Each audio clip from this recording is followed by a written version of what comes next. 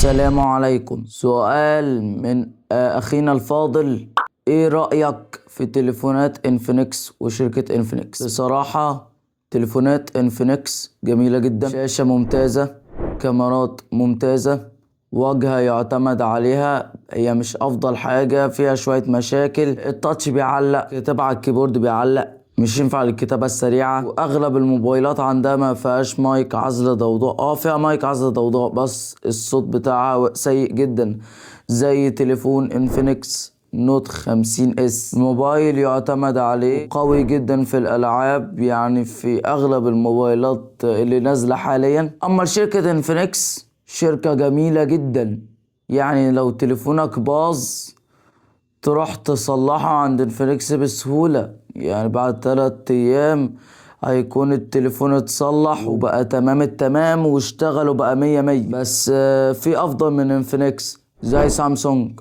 زي اوبو، دول افضل موبايلين ملهمش حل. وما تنساش تعمل لايك واشتراك وتفعل زر الجرس عشان يصل لك كل جديد. واخر حاجة تصلي على النبي.